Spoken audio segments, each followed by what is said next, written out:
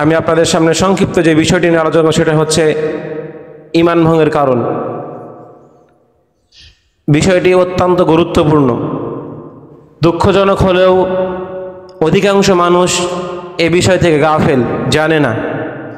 যদি মানুষকে জিজ্ঞাসা করা হয় উযু ভঙ্গের কারণ, মানুষ কিন্তু জানে, কিন্তু যদি জিজ্ঞাসা করা হয় ঈমান ভঙ্গের কারণ কি, জানে না।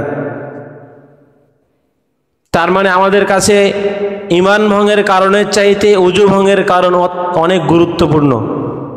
আচ্ছা বলেন তো, যদি কোনো ব্যক্তির উযু ভেঙে যায় আর একজন ব্যক্তির ঈমান ভেঙে গেছে, কে জাহান্নামে যাবে? যার উযু ভাঙছে সে যাবে না, যার ঈমান ভাঙছে সে? কিন্তু অধিকাংশ মানুষ জিজ্ঞাসা করলে, মুসলমান নামাজ পড়ে বড় আল্লাহওয়ালা, জিজ্ঞাসা করলে উযু ভঙ্গের কারণ কয়েকটা বলতে পারবে, কিন্তু যদি তাকে জিজ্ঞাসা করা হয় ঈমান ভঙ্গের কারণ কি, সে বলতে পারবে না। তার মানে আমাদের ধারণা হচ্ছে মুসলমানের ঘরে জন্মগ্রহণ করেছি, বাবার নাম আব্দুল্লাহ, আমি ছেলে আব্দুর রহমান, আমার আবার ঈমান কেমনে ভাঙে? জন্মগ্রহণ করছি মানে ঈমান পেয়ে গেছি। মানে আমরা মনে করেছি যেভাবে সন্তান বাবার সম্পত্তি পাই, বাবা মারা গেলে এমনিতে অটোমেটিক সম্পত্তি পেয়ে যাই, এভাবে মনে করেছি আমরা যে মুসলমানের ঘরে জন্মগ্রহণ করেছি ঈমান পেয়ে গিয়েছি। অর্থাৎ পৈতৃক সূত্রে আমরা বাবার যে ঈমানদার ছিল ঈমানটা আমরা পেয়ে গেছি। আমরা সম্পদের মতো ভেবেছি এই ঈমানটাকে।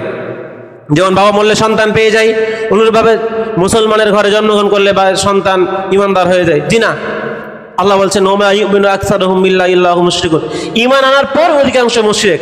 কারণ কি, কিভাবে ঈমান ভেঙেছে সে নিজেই জানে না। এই জন্য সংক্ষিপ্ত সময় আমি শুধু ঈমান ভঙ্গের কারণগুলো আপনাদের সামনে উল্লেখ করব। তার মধ্যে অন্যতম প্রথম কারণ হচ্ছে আশরিকু ফি ইবাদাতিল্লাহি তাআলা, ইবাদতের ক্ষেত্রে আল্লাহ তাআলার সাথে শিরিক করা, এটা হচ্ছে ঈমান ভঙ্গের প্রথম কারণ। আল্লাহ সুবহানাহু ওয়া তাআলা বলছেন ইন্নাল্লাহা লা ইয়াগফিরু আন ইউশরাকা বিহি ওয়া ইয়াগফিরু মা দুনা যালিকা লিমান ইয়াশা। নিশ্চয় আল্লাহ সুবহানাহু ওয়া তাআলা তার সাথে যত পাপ, আপনি হকুল্লাহ এবং হকুল ইবাদ, আল্লাহর হক যেগুলো রয়েছে এগুলো যতই আপনি নষ্ট করে থাকেন আল্লাহ সব ক্ষমা করবেন। তবে আই লা ইয়াগফিরু আন ইউশরাকা বিহি, তিনি তার সাথে অংশীদার করা, শিরিক করা, এটাকে তিনি কখনো ক্ষমা করবেন না। ওয়া ইয়াগফিরু মা দুনা যালিকা লিমান ইয়াশা, আর তিনি যদি চান আর বাকি যে পাপগুলো রয়েছে আপনি আল্লাহর সাথে করেছেন, আল্লাহর হক নষ্ট করেছেন, এগুলো আল্লাহ চাইলে ক্ষমা করতে পারেন। কিন্তু যদি কোনো ব্যক্তি আল্লাহর সাথে শিরিক করে এই পাপ আল্লাহ কখনো ক্ষমা করবেন না। রাসূল সাল্লাল্লাহু আলাইহি ওয়াসাল্লাম বলছেন, হাদিসে কুদসির মধ্যে আল্লাহ তাআলা বলছেন ইয়া ইবাদি ইবনে আদম লাউ আতাইতানি বিকরাবিল আরদি খাতায়া, হে বনি আদম তুমি যদি পুরো পৃথিবী ভর্তি পাপ নিয়ে আমার সামনে উপস্থিত হও, সুম্মা লাকিতানি, আমার সাথে অথবা সাক্ষাৎ করলে, লা তুশরিক বি শাইআ, কিন্তু আমার সাথে কাউকে শরীক করো নাই, লা আতাইতুকা বিকরাবিহা মাগফিরাতিন, তাহলে তোমার পাপ যতটুক তার চেয়ে বেশি ক্ষমা নিয়ে আমি উপস্থিত হব, অর্থাৎ তোমাকে ক্ষমা করে দিব। আমি কোনো পরোয়া করি না, তোমার যদি আমার সাথে শরীক না থাকে সব পাপ তোমাকে ক্ষমা করে দেব।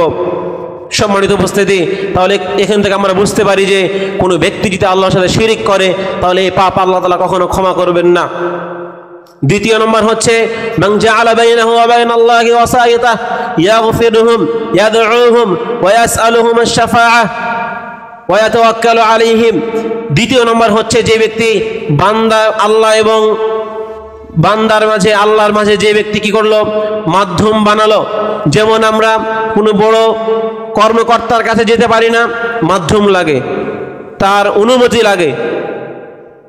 অনুরূপভাবে যদি কেউ আল্লাহর কাছে চাইতে গিয়ে বলে যে দুনিয়ার মানুষের কাছে চাইতে গেলে আমরা সরাসরি পাই না, আর আল্লাহ তো হচ্ছেন সব কিছুর মালিক, তার কাছে কেমনে সরাসরি যাওয়া যায়, এই জন্য তারা কি ধরে, মাধ্যম ধরে। কেউ বা মাজারে গিয়ে খাজা বাবারে মাধ্যম ধরে, কেউ বা পীরকে মাধ্যম ধরে। এইভাবে বিভিন্ন মাধ্যম ধরে তারা মানুষ আল্লাহর কাছে চাই। তাদের যুক্তি হচ্ছে আল্লাহ তো অনেক বড়, তিনি সব কিছু সৃষ্টিকর্তা, তার কাছে আমরা কিভাবে সরাসরি যাই।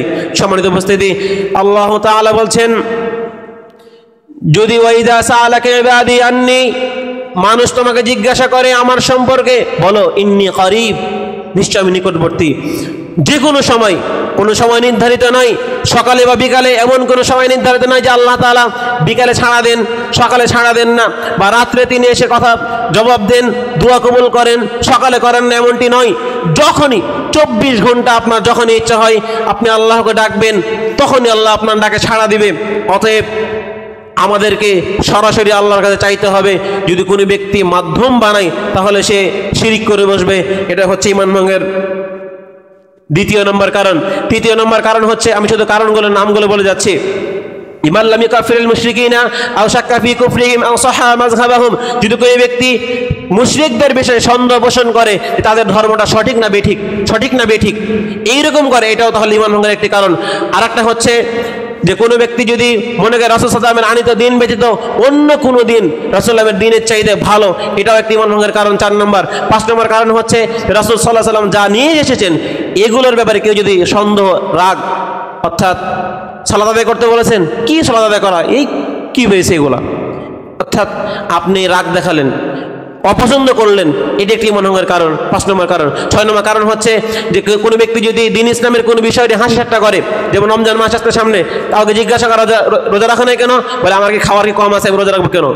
কেউ যদি কোনো ইসলামের কোনো বিষয় নিয়ে, সওয়াব নিয়ে ঠাট্টা করে তাহলে তার ঈমান ভেঙে যাবে। 7 নম্বর কারণ হচ্ছে কেউ যদি জাদু করে তাহলে তার ঈমান ভেঙে যাবে। 8 নম্বর কারণ হচ্ছে, 7 নম্বর হচ্ছে কেউ যদি জাদু করে তার ঈমান ভেঙে যাবে। 8 নম্বর কারণ হচ্ছে রাসূল সাল্লাল্লাহু আলাইহি ওয়াসাল্লাম বলছেন, কোনো ব্যক্তি যদি মুজাহারাতুল মুশরিকিনা ওয়া মুআওয়ানাতুহুম আলাল মুসলিমিন, মুশরিকদেরকে সাহায্য করে মুসলমানদের বিরুদ্ধে, তাহলে তার ঈমান ভেঙে যাবে। 9 নম্বর কারণ হচ্ছে কোনো ব্যক্তি যদি এটা ধারণা করে যে রাসূল সাল্লাল্লাহু আলাইহি ওয়াসাল্লামের আনিত দিন থেকে কোনো ব্যক্তির বেরিয়ে যাওয়ার সুযোগ আছে, যে তাকে আনুগত্য করতে হবে না, তাহলে তার ঈমান ভেঙে যাবে।